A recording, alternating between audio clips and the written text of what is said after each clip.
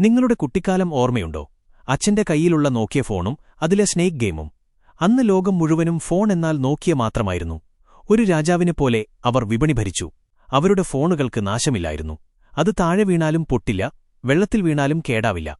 അക്ഷരാർത്ഥത്തിൽ ഒരു യോദ്ധാവിനെപ്പോലെ നോക്കിയ ഫോണുകൾ നമുക്കൊപ്പം നിന്നു. എന്നാൽ സാങ്കേതികവിദ്യയുടെ ലോകത്ത് മാറ്റങ്ങൾ ഒരു കൊടുങ്കാറ്റായി ആഞ്ഞടിക്കും. 2007 ആപ്പിൾ അവരുടെ ഐഫോൺ പുറത്തിറക്കി. അതൊരു വിപ്ലവമായിരുന്നു. ടച്ച് സ്ക്രീനുകളും ആധുനിക ആപ്ലിക്കേഷനുകളും എല്ലാം നിറഞ്ഞ ആ പുതിയ ലോകത്തേക്ക് ആളുകൾ ആകൃഷ്ടരായി.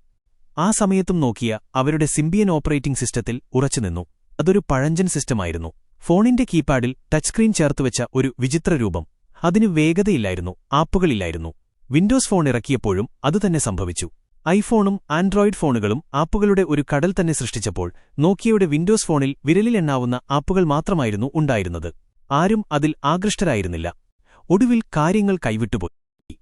രാജാവായിരുന്ന നോക്കിയയ്ക്ക് സ്വന്തം സിംഹാസനം വിൽക്കേണ്ടിവന്നു. മൈക്രോസോഫ്റ്റിന് അവരുടെ മൊബൈൽ ബിസിനസ് വിൽക്കേണ്ടിവന്നപ്പോൾ അതൊരു പരാജയത്തിന്റെ ചരിത്രമായി മാറി.